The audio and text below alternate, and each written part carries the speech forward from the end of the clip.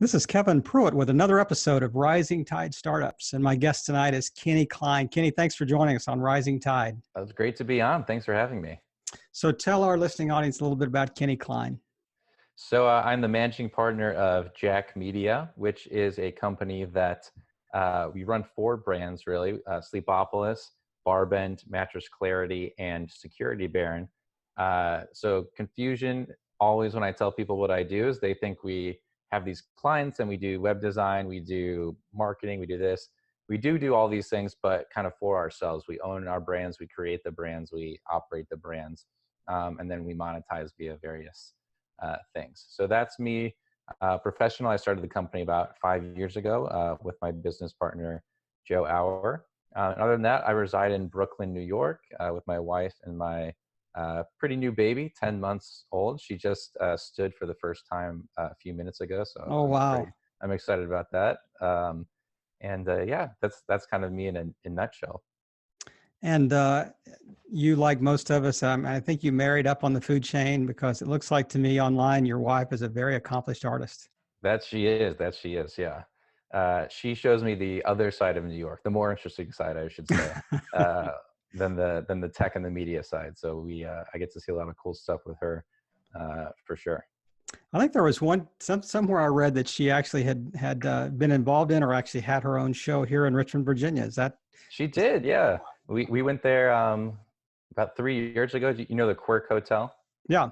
Yeah, so she had a show there when they were first opening. And we hadn't been to Richmond before, but it was great. It was a great time, a beautiful hotel, and a great experience.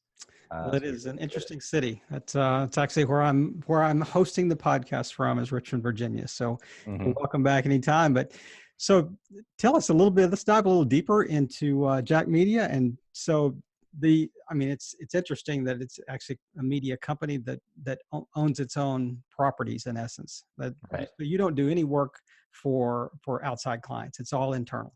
Exactly. Yeah, when we first got started, we bootstrapped the company. And so we did have clients early on. Doesn't help with the confusion. So we have some SEO clients and digital marketing clients, just because we didn't want to take investor money, kind of be our own bosses. But the goal was always to build our own brands. And so we took a lot of that client money early on, just took whatever we needed as founders to pay the bills, and took the rest and built these sites. And the second that our first site was making enough money where we didn't need the clients, then we kind of cut them loose. Just kind of like how we prefer to do things. It feels more like building a media company, and we get to keep building the same thing over and over, rather than jumping between a lot of different projects. As well as both Joe, my co-founder, and I are not great salespeople or account manager people. We don't enjoy it really. And so the client part, client work in SEO can be a real difficult thing, because it's like you sell it and you're like, hey, in 8 months, something good probably will happen, That's right. but maybe, but who knows? And so we made it through. Not something we really enjoyed, but we're glad that we were able to use those funds and kind of create the company as it is now. And now our first brand was Mattress Clarity. So we were reviewing mattresses, making recommendations for mattresses that we like, and we used that success to start a few of the other sites as well. So now we're up to the 4 brands, and eyeing a new brand maybe in 2020. So when you launch a new brand, like I'm assuming that you've done a pretty extensive research, kind of feasibility study, all the things that you learned from the first 4 brands that made them successful. You say, okay, can we replicate this in say another industry or another specific niche? But it almost looks like to me, when I look at JAKK Media, it's almost like a niche site and an authority site kind of had a baby. Right. It was like it is almost the best of both worlds, is it not? It is. That is our intention, especially with our most recent sites. So Barbend might be the best example, where it's a weightlifting site for people that are pretty darn serious about weightlifting, to the extent that I'm in the gym a couple of times a week, but still a lot of the content on Barbend is kind of beyond me. So it's looking at like the CrossFitter, the like serious power lifter, the Olympic weightlifter, like a strong man, or like a really serious athlete. which sounds like a pretty niche audience, but it's a pretty broad audience when you put all those things together. At least a couple million people in the U.S. alone. But that's how we think about an audience, is those people. So we don't think about like a certain product, or we don't think about a certain course or a certain whatever. We think about how can we serve these people best and deliver them content, usually free content initially. And then we know once we have that passionate audience kind of locked in and loving us, that we can monetize from there. And hopefully in a way that delights them and that they, are excited about. So when we think about a new brand, that's what we think about, is we try to find those audiences that we can kind of put together in one frame of mind and really understand them and deliver them something that they can't get anywhere else. I mean, I knew a little caveat. I knew coming into this interview that you were going to say so many things that were going to cause me to ask follow-up questions, and I was really going to have to rein myself in to keep it so we can finish the interview actually tonight. But so as you were talking, I was thinking of the book, Feed a Starving Crowd, that or just the whole concept behind that. You find the crowd that's hungry, and you find out what they want to eat. And right. It's an interesting concept, instead of saying, okay, I'm interested in, this niche or this, specific product or whatever. It's almost like you're reverse engineering it from finding out what the crowd is asking for. And then we can kind of find that hamburger that they're looking to eat, Exactly. Yeah. So how did you, you didn't wake up one day and just, hey, I'm really passionate about mattresses. Right. So, you hear people talk all the time that are, especially in the startup world, you have to be passionate about whatever it is, because that's the only thing that will carry you through the dips or the troughs or whatever that you're going to experience. Right. This almost seems like the antithesis of that. So it really, to you, does it really matter what the market is, or the product, or whatever you're trying to review? How important is that? To me, it's not important. We just like building, we built multiple sites, and I dare say I'm not personally that interested in any of them.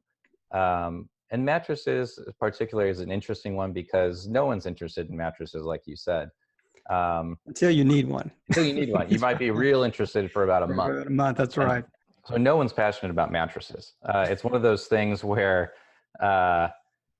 you might be real interested in it for about a month, and then you never want to think about it again for 10 years. But it's still, we call it a passionate audience, because you're very, very passionate about that search for about a month.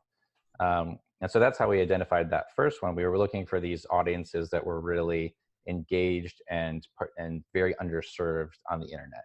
And we explored a number of them. That it wasn't like that was the definite one that we were going to do at the foundation of the company. And there's still like a bunch out there that I think are really underserved that we have our eye on.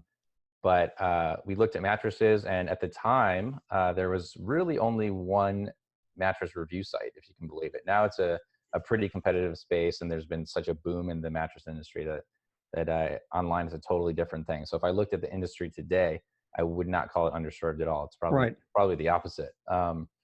But back in the day, there was just one guy that was reviewing mattresses, had been for 15 years or whatever, and people liked him and were very happy with what he was doing. But we said, well, worst case, we're going to be number two, and start there and build a decent business, hopefully. And ended up being a good pick early on as the industry boomed, and we were kind of sitting there in the middle of it.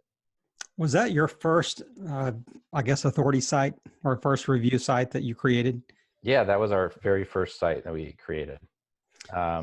We had a couple others after that we went on and quickly squashed, because we realized we didn't have the time to focus on multiple sites at the beginning, when there was just two of us sitting there. But that was the first one we actually created, and went on to be the most successful one of them early on.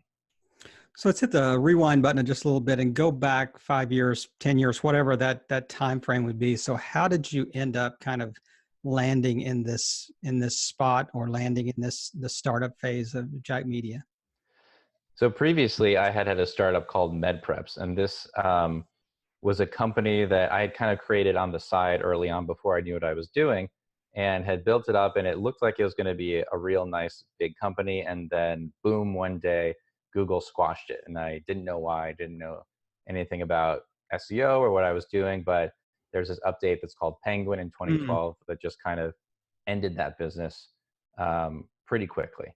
And so I ended up investigating SEO pretty thoroughly after that, just to understand what had happened, and then kind of understood it better. I was like, oh, you could build a business based on SEO if you were doing it right. Rather than, I'd hired an SEO firm and they'd done a bunch of stuff that you shouldn't do. right. And so just building the site, the next round of sites after that were small test sites on my own. Then I met my partner, Joe. We were in business school together, and he was familiar with SEO, but just really didn't have that much experience doing it. So at the time I was probably more knowledgeable than him, but he was really excited. So we got together and we said, why don't we, kind of try something out, see how we like working together. Started Mattress Clarity, and it was a success. And then we kind of just kept on building from there.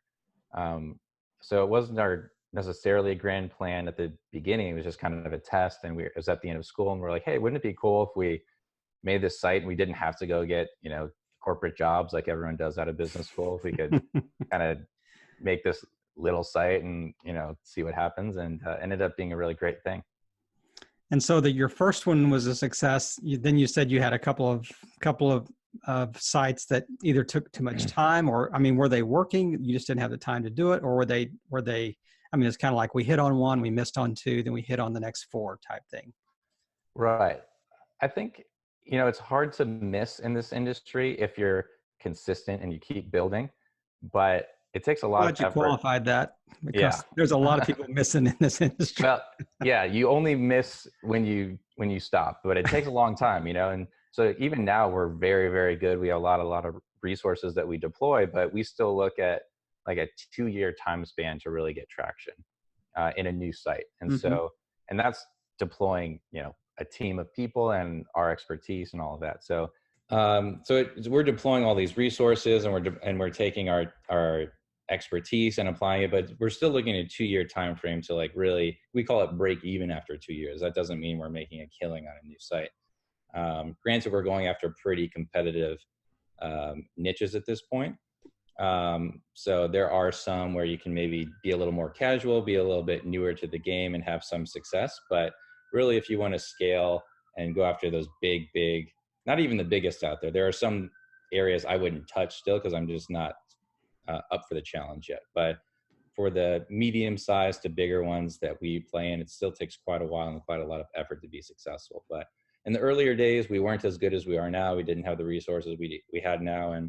And so we chose some that I'm sure would have been successful if we had all of our resources, but at the time we just didn't.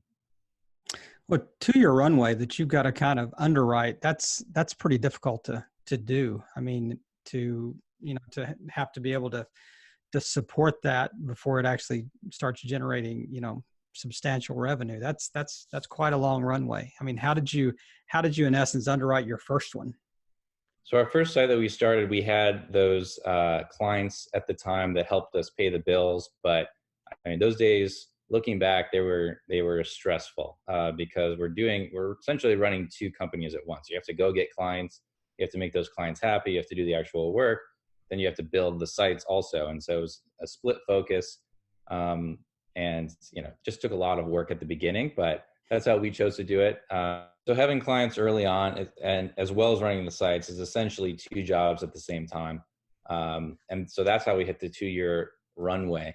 Is we just kind of took money from one business and put into another, and then once we were profitable with that first business, we killed the client side and just kind of grew based on the success of that first site. So did the first site take 2 years before it, I mean, or was it the competition just so low and SEO is easier to, I guess, to manipulate early on, and you started seeing some success earlier because it was lower competition? Or how does that exactly work with an authority site or a review site like this? Yeah, I think we were lucky at the time in that it ended up being a pretty big opportunity, but low competition. There aren't many of those left, if any. If there were any, I would probably have a new site focused on that. But it was a different time. You know, we started in 2014, which isn't that long ago, but in terms of this type of thing, actually is a pretty significant difference. A lot of more professional people out there, you know, being more intentional with their blogging and their content creation.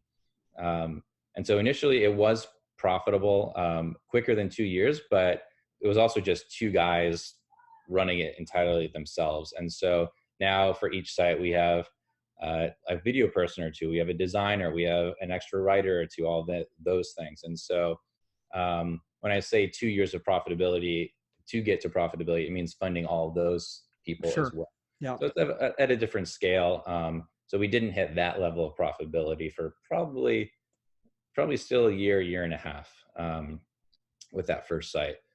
But we didn't have all those things at the beginning. We hadn't really developed the current way that we do things at the beginning of the company. Now, are these sites primarily like product review sites? Are they blog articles about the industry? Are they a combination of the two? Or are they interviews with experts in the field? Is it just, are they primarily content driven, or how does that work? Yeah, it's really a mix. On all of our sites, we do a lot of other content other than product reviews. Mm-hmm. We do like to do industry news for each of our sites. We like to do general guides. We like to do just kind of like a lot of evergreen, interesting content. The monetization aspect is driven by the product reviews, but we like to create kind of a comprehensive site that addresses our audience as completely as we can. And the revenue is driven through advertising, through affiliate links, through, I mean, all the Yeah, above. all the above. We do sponsored posts, Mm-hmm. sponsored content. So those are the big three, and we're just beginning to dip our toe into other things. You saw we launched a podcast, so Right. that'll be a sponsorship model, and we're going to launch some courses as well in the next year. So without, and I don't want to ask you to reveal your secret sauce, but without revealing too much of your secret back office, magic that you got going on, I mean, just from a general standpoint, what are you looking for in when you're looking at a new area? What are some of the, I guess, the big rocks that you may look at for an industry? Is it, I mean, are you looking at keywords? Are you looking at competition? Are you looking at interest? I mean, what are some of the major things? So I think the two big pillars are interest and competition. Mm-hmm. So I'll give you an example, like the most well-known affiliate industry or ranking industry is like in credit cards. So you look at that one, you say there's insane interest of people looking for credit cards and points and all this stuff. And so it's got the interest component, but then you go and you look and there's 20 massive companies, doing very, very advanced things to bring you that content. So it's Right. like, all right, well, too much competition.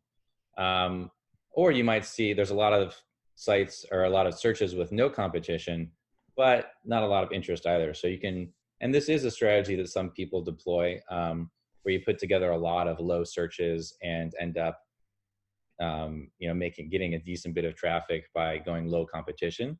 It's definitely an interesting business model, but if you want to build a real site at scale, you have to go after big terms of big traffic. And so we like to put those two together. And like, I'll give you an example of a site I really want to do.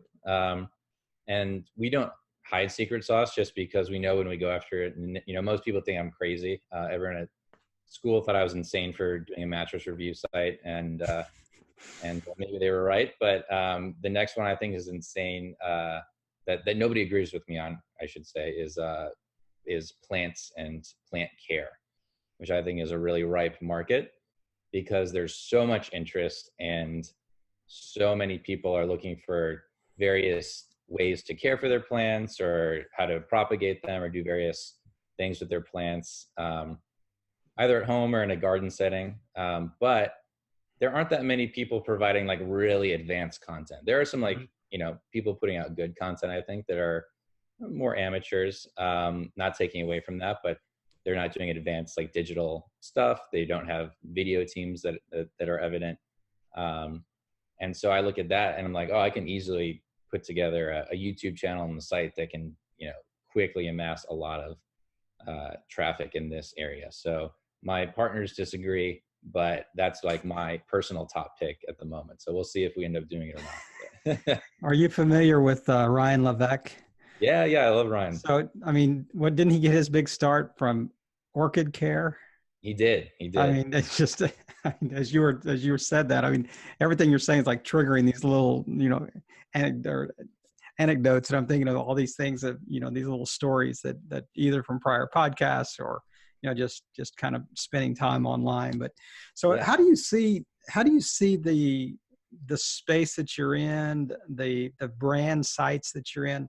What is it going to look like in the next, I guess, iteration? What's the the next step in internet media? How are you going to have to transition moving forward? Yeah, it's an interesting question, and it's an interesting time in media because so many of the platforms have matured without something new really coming up, which hasn't happened in the last few years. Like last 5 to 10 years, there's always something new, and it hadn't quite matured yet. So like Facebook is pretty tough, and to get organic reach in Facebook is almost impossible at this point. Google, is big, but it's matured. There's opportunity there, but you have to be great. There's something like podcasts, which it's not new, but maybe it's not quite mature. Right. Which we're going into that heavily. So that's something new that we're doing that we don't quite understand yet, as well as others, as well as maybe a pro like yourself. But we know that's a good area to grow into, is to voice and how to interact with all of those things. But beyond that, we're trying to leverage our existing platforms better, but it's a weird time where I don't have a sense of like what's next exactly. You have those things, these like, oh, like virtual reality is coming and voice is coming, but I don't have a sense of like exactly how that's going to look, especially for like brands like ours. But the nice thing about it, I mean, it seems like even though you've grown a pretty substantial team, you appear to me to be very fluid, very flexible. I mean, able to kind of pivot, and I think that's going to be key in whatever the next iteration looks like. Because, I mean, it looks like you're very responsive to kind of the market shift and what the market tells you. So Right. That's going to be interesting to see. I mean, the question I keep asking myself is what's next after email? Right. Email has been so consistent for so long, and it's still so, ubiquitously used. But what's next? I mean, there's got to be a better version of, email 15.0 or whatever that, or maybe it's just 2.0. Maybe it's always been in the 1.0 version, up to this point. And email is a fascinating one because it's so powerful still. Mm-hmm. And 10 years ago, everyone was writing about how it's dead, how it's over. And, you could probably find an article written today how email is dead, but it's like for a lot of businesses, it's become even more important as organic reach on some of these social platforms has been harder to attain. I think it was MySpace and Vine that was throwing shade at email. Right. Who got the last laugh? So. Yeah. So tell me, let's take a little deeper dive here, and so what kind of drives you as far as like inspires you? Who's somebody online that you would say really has been an inspiration to, cause you to really want to dive deep into kind of the digital space? And is there just one person that you can kind of think of?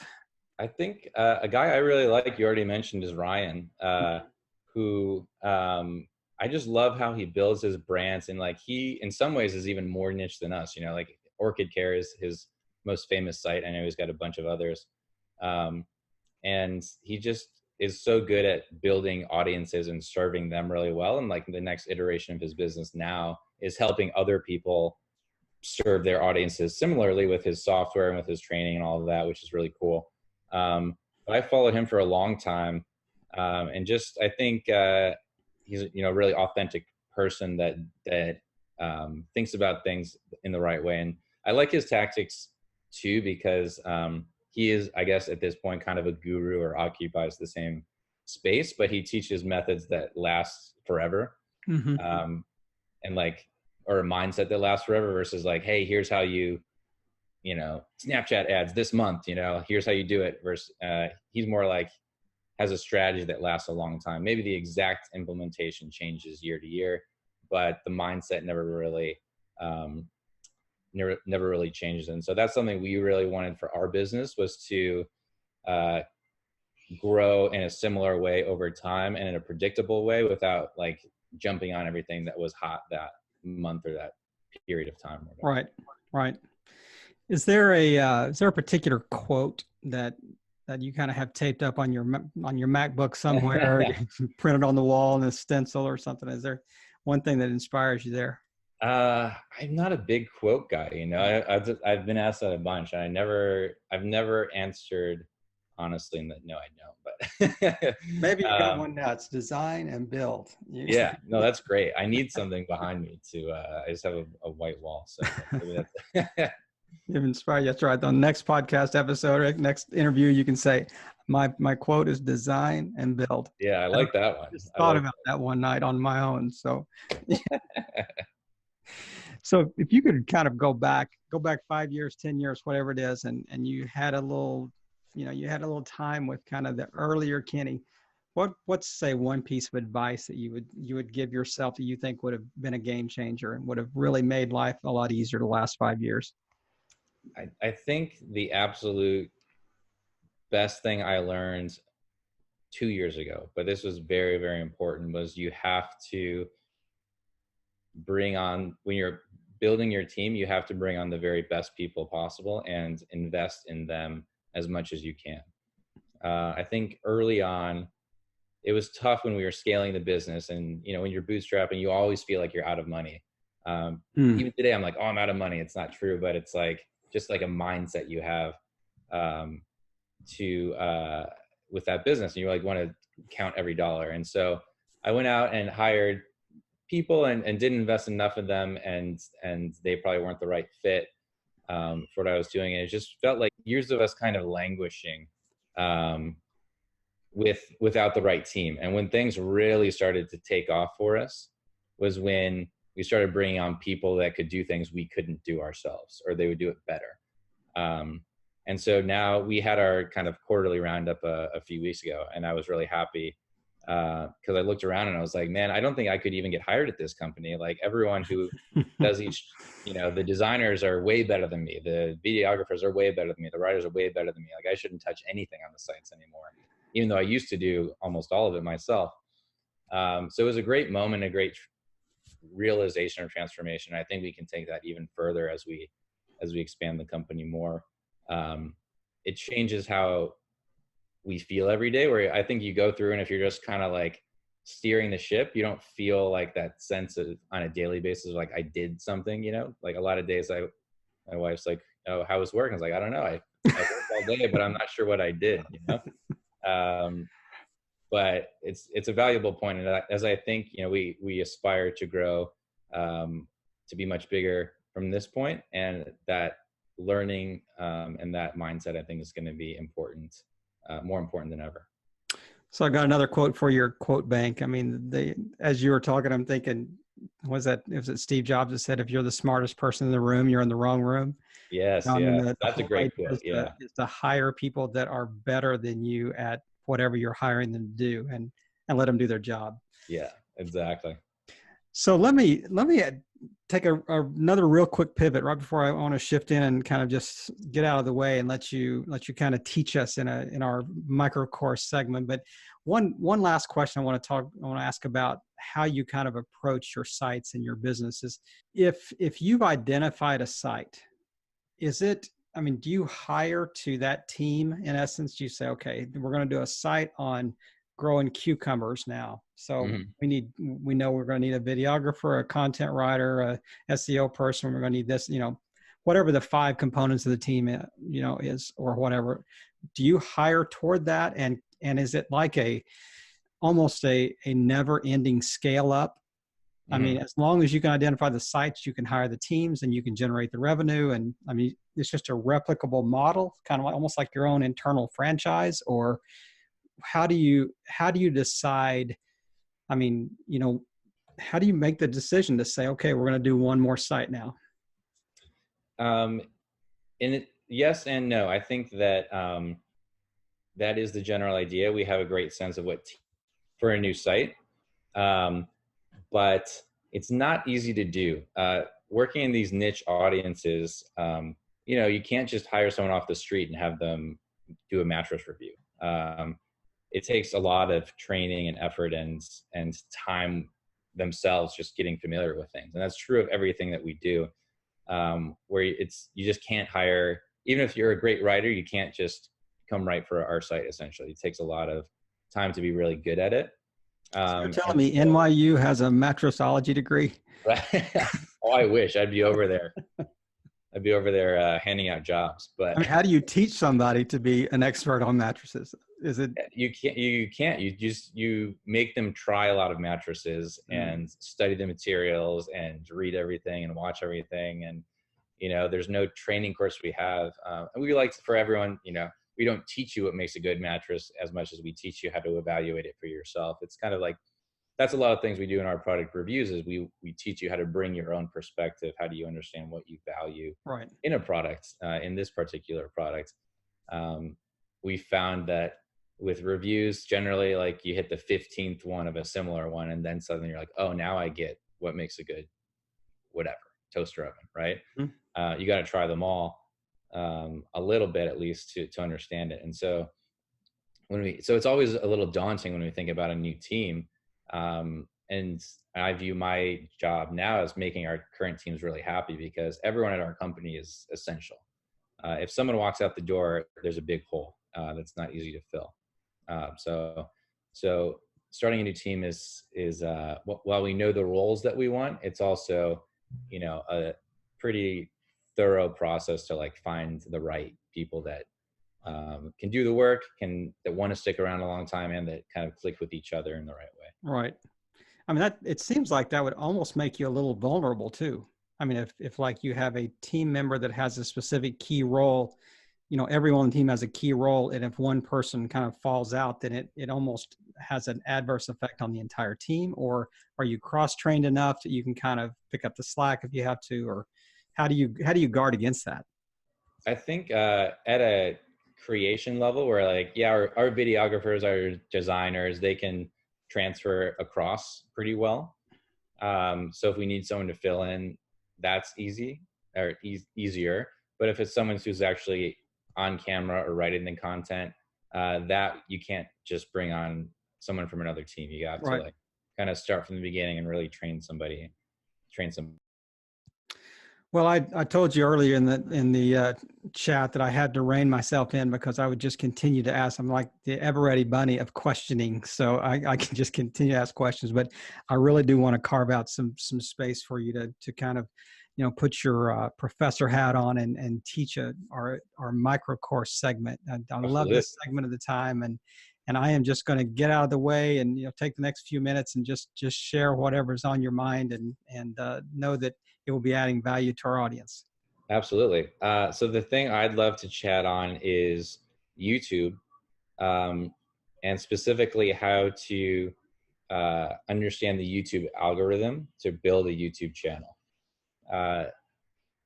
YouTube, I think, is the biggest opportunity online right now, which is a weird thing to say because it's been around for a long time, but it's just the most untapped channel out of all of the channels that I operate in.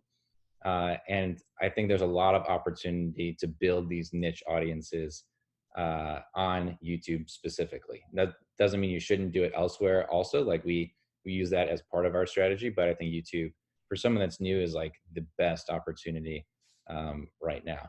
The reason being because there's, it's essentially the second largest search engine out there, but no one thinks about it that way. People think about YouTube and they think about Logan Paul or like YouTube stars that do crazy things or people that vlog and it's based on personality. And there is definitely a personality component, but that doesn't mean you can't take your personality and talk about mattresses, or whatever you want to talk about. Plants, I think, is just an amazing opportunity on YouTube specifically. So if I were someone new starting out, here's how I would approach it. Is one, download an extension called Keywords Everywhere. It's a Chrome extension. And so that lets you see search information, both on Google, but on YouTube as well. So if you type in, best plants for the bedroom, it'll show you how many people a month are searching that. Don't take it as exact numbers, but it's definitely something you can use as a trend. And so with that, you can Google or YouTube a bunch of different things and see, hey, what is the actual demand for this specific content? It'll also provide you suggestions where it's like, oh, you're looking for this. Well, here's 20 things that look pretty similar that might have a lot of search, like very, very similar. So if in plants, you can just go down this rabbit hole. I've done it a few times late into the night where I have 1,000 plant terms and all of them have 30,000 searches a month and no one's made the videos. And I'm like, someone has to make these videos, but it hasn't been me just. So that's the place to start, is just start thinking about these areas and on YouTube and start searching around in YouTube with that extension and see what the search is. And you'll start getting a sense of what's a lot of search, what's not a lot of search, where can I really build a channel? And so that takes care of the first pillar, which I said, which is like demand or interest. Is there kind of a magic number that you're looking for? What I love to see is like a general search that's like 50 to 100,000 a month, and then a bunch of little searches around that are like, call it more than 1,000 a month. So you can make either one big video that tackles all those, or a bunch of smaller videos or whatever. Kind of depends exactly on the implementation, but that's generally what I like to see for like a topic or a subtopic. So once you've identified that area, and I think broadly, like one of my buddies started a boot review site, and he's got 20,000 subscribers following this exact methodology. It's like boots, men's boots, and he's got 20,000 subscribers. It's a year old, and he's doing great. Releases one video a week, so it's a lot of work, but it's also, you know, pretty specific thing, men's boots, and like even a subsector of men's boots, and he's got a lot of subscribers like that.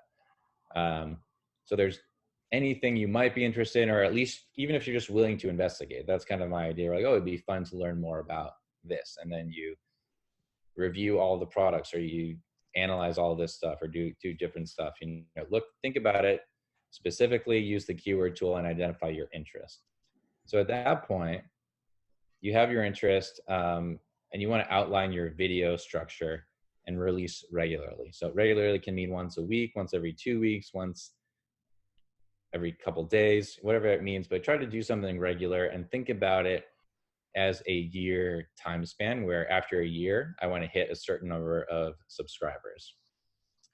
In my mind, 10,000 subscribers is a great one for 1 year if you're like posting regularly. That's like a really good success rate. If you get like 7 after a year, or whatever, it's obviously you're on the right track, right? But 10 is a good one to shoot for. And just keep releasing that content. And what's interesting about YouTube as well is generally it's a couple videos that really grow the channel. So say I have 20 of those videos I identified as opportunities, and I release those over 3 months. Probably like 2 of those are going to be successful, like really, really successful. And the rest will do fine maybe.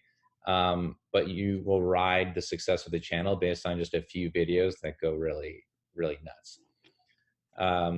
And there's ways to improve the ratio of videos that goes nuts, which I'll talk about next. But so essentially you're making all these videos, and if you're great at video, obviously you know what to do. I think the reason that YouTube is so underutilized is that people are intimidated by making videos or being on camera or whatever aspect of it there is.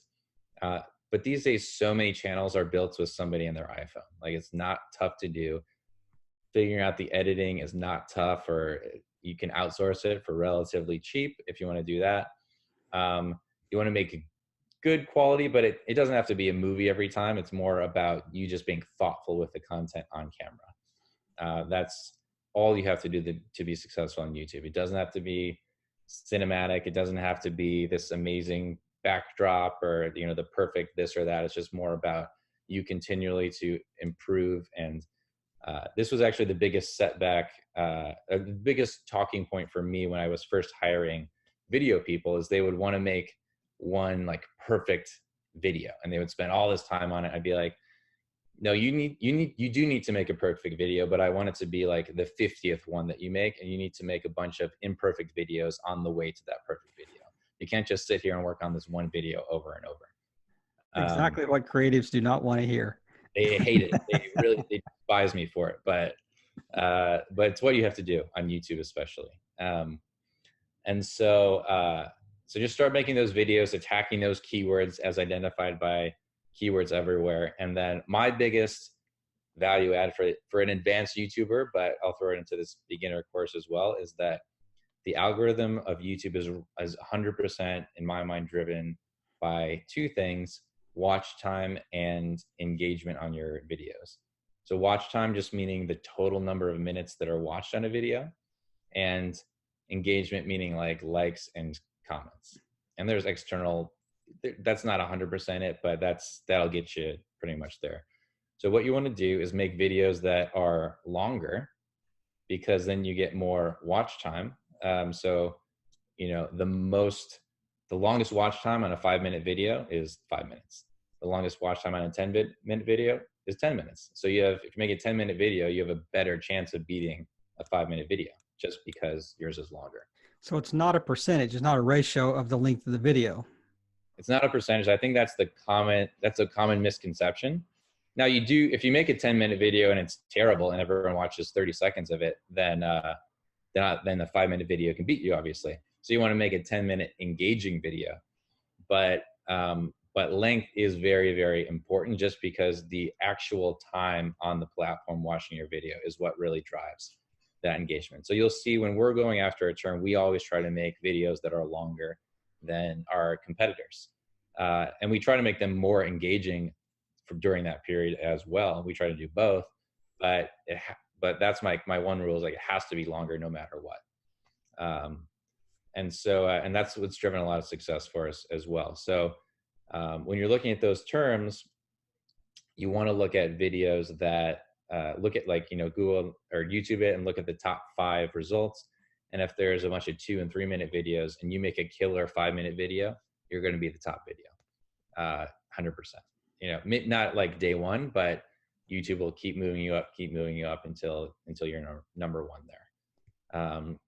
And so there's a lot of little steps in between, but if you can, you know, just keep publishing videos, keep making them better and making them longer and more engaging, you're going to hit that 10,000 subscriber mark, hopefully within a year. And then after you do that, I think you'll have a good sense of how to keep building the channel. That's the other important part. You know what your audience wants. Like, you should read the comments and see what they respond to, see what they like, see what they don't like.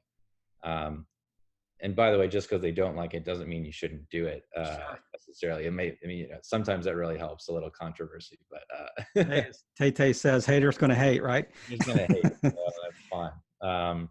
Yeah, our weightlifting channel, there's so much hate on it, but you know, they're watching, so it's fine. Yeah. And I don't mean like do something terrible. It's like they disagree on, sure, you know, the squat depth, or whether this deadlift style is actually a deadlift, or, you know, stuff like that. So is this a monetization strategy within YouTube itself, or is this leading to monetizing this site through the utilization of video? So you can monetize YouTube directly through ads. It's not a great monetization opportunity. I like to think about it where YouTube, when it really gets going, you can like pay for your production costs with the YouTube ads, but the rest of it you need to monetize elsewhere. 10,000 is a good number where you can probably get someone to sponsor your video. You can take that traffic and send it to other places like Amazon or to other affiliate spots. Or you can use that audience and like into something else, like a website or a podcast or something else that's a little more easier to monetize. So that's the downside of YouTube, is the money doesn't flow as fast with the audience, but the audience is easier to get. And in our opinion, it translates very well into success on other platforms really, really well. Well, Kenny, thank you for sharing your expertise. And I mean, this is something that's very practical and I think will be very helpful to our audience. And I mean, I agree with you. YouTube is an enormous search engine, but it seems like it's like this dichotomy of you know, it's so broad, but it's also an underused platform at the same time. I don't know how Right. those two things can kind of coexist, but I would agree with you. And I've heard, you know, many other experts like yourself talk about that very thing, about just leveraging the power of YouTube as, you know, the world's second largest search engine. So thank you for sharing that with our audience tonight. So we wrap up tonight, is there anything that I haven't asked you about that you just want to, you know, you have anything else you want to touch on, and then let us know where the best place to find you is? Yeah, I think the thing I always say is, you know, it's been an interesting year in New York. I feel like perhaps a bigger part of the general media community than I actually am. But you look at like all these giant sites, and they've had a rough year. Um, Media and rough year is, you know, it's tough to like keep your audience, and like you're competing for so many eyeballs and how to monetize and that type of thing. And I really believe that as content becomes easier and easier to create, and we've seen this over the last 5-10 years, where it's kind of democratized content, and anyone Sure. can come on and make good videos or good podcasts or good websites, maybe eventually good virtual reality experiences or whatever comes next, right? um, so it's a great opportunity for individuals to go out and create content and do what they know, or figure something out that they don't know for other people. um, I believe that those types of sites and communities and people that do that are going to be the future of media, more so than these mega brands that have kind of dominated the internet for the last 15-20 years. And then, like, you know, perhaps even more like newspapers and stuff before that, just because the barrier to entry is so much lower now than it ever has been before Right. in human history. Well, man, I really appreciate your time tonight. It's just been a great conversation, and I could continue to ask you questions all night long, but at some point in time, we've got to go get some sleep. So you got to take care of that new baby. But Kenny, thank you for just taking the time and just sharing with the audience, and just, you know, answering questions, and just being such a fun guest, and really just playing your part and helping all boats rise in a rising tide. Kenny, have a great evening. Thanks again. All right, you too. Thanks.